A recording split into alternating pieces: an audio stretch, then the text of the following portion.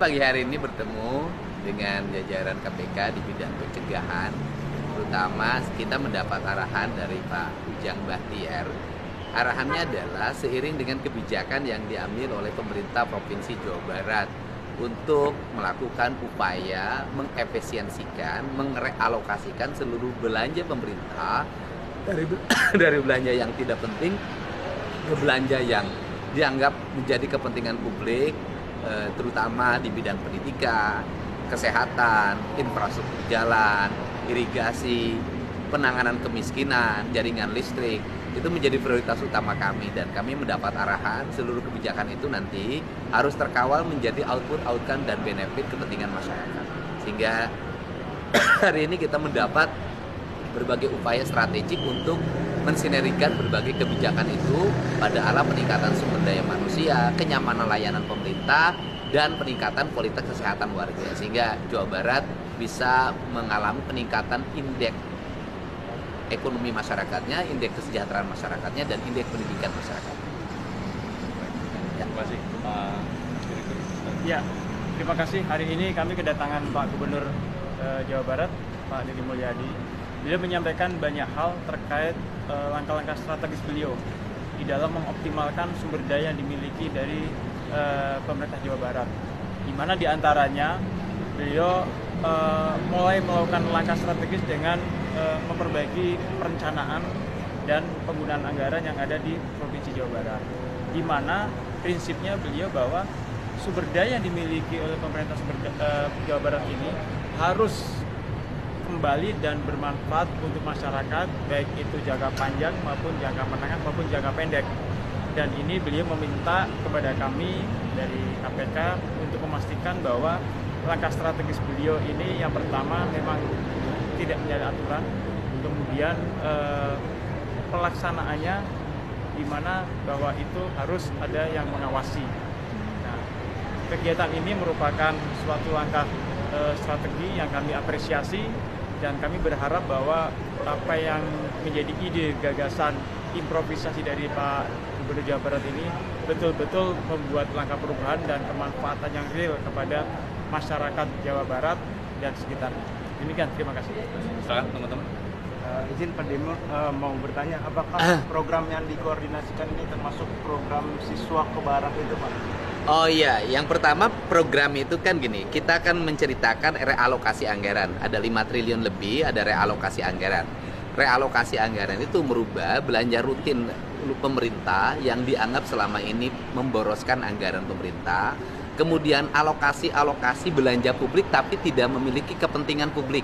Misalnya di dunia pendidikan, ada belanja 700 miliar lebih untuk TIK. Sedangkan yang dibutuhkan oleh dunia pendidikan adalah ruang kelas baru, sehingga anggaran itu digeserkan menjadi ruang kelas baru. Kemudian ada belanja rutin perjalanan dinas pemerintah. Yang dibutuhkan oleh pemerintah hari ini adalah jalan raya, bukan perjalanan dinas. Sehingga ada realokasi dari 700 miliar menjadi 2,4 triliun. Nah, kemudian ada sosialisasi yang biasa dibelanjakan oleh pemerintah. Yang dibutuhkan oleh masyarakat hari ini adalah banyaknya hampir 240 ribu rakyat Jawa Barat tidak punya listrik. Maka ada realokasi hampir 250 miliar dari angka 9 miliar untuk belanja penerangan listrik warga. Nah, seluruh rangkaian itu di dalamnya itu kan ada program pendidikan berkarakter yang di dalamnya merubah anak-anak dari punya sikap agresif tawuran, minum-minuman keras, kemudian korban game online, mengikuti pendidikan kedisiplinan, dan insya Allah berdasarkan rekomendasi dari psikolog dimungkinkan mereka besok sudah bisa meninggalkan barak untuk angkatan pertama. Nah, itu di dalamnya ada dan insya Allah anggarannya produktif. KPAI mengkritik banyak temuan Gini. Saya kan sudah sampaikan bahwa KPAI harusnya arahnya hari ini bukan mengoreksi kekurangan dari sebuah kegiatan yang dilakukan yang itu penanganan darurat dari sebuah problem. Yang harus dilakukan KPAI adalah mengambil langkah untuk menyelesaikan berbagai problem yang dialami oleh anak-anak remaja kita. Apakah itu karena problem di rumahnya, problem di sekolahnya yang akhirnya mengarah pada tindak kriminal. Kan ada jumlah ribuan tuh anak bermasalah di Jawa Barat.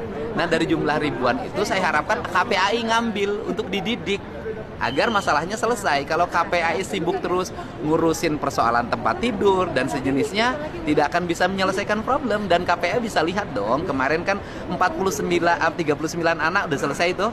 Kan bisa dilihat bagaimana keadaan anak itu, disiplinnya, kemudian rasa empatinya, bahkan dia menangis di depan ibunya, mencium kakinya.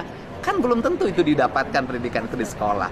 Besok ada 273 yang akan lulus dari Dodik Lembang. Setelah itu nanti ada angkatan baru lagi. Nanti mungkin kalau dari 1000 atau 1500 atau 2000 yang nanti, atau 5000 kalau terkoneksi dengan kabupaten kota, mungkin 15.000 sampai 20.000 yang dikelola oleh kita. KPAI mengambil berapa? Saya ke KPAI satu aja, kan melindungi anak-anak tugas KPAI.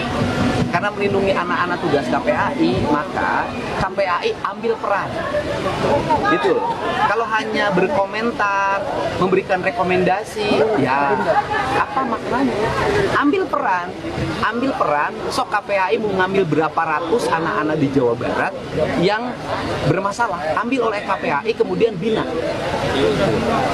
Itu saya bekerja demi rakyat, bukan demi siapapun. Dan ingat loh sama KPAI bahwa hari ini di Jawa Barat apa gubernur pusingnya? Pelecehan anak di bawah umur itu masih baik dilakukan oleh ayah tirinya, pamannya, kakeknya, bahkan oknum guru ngaji. Dicek.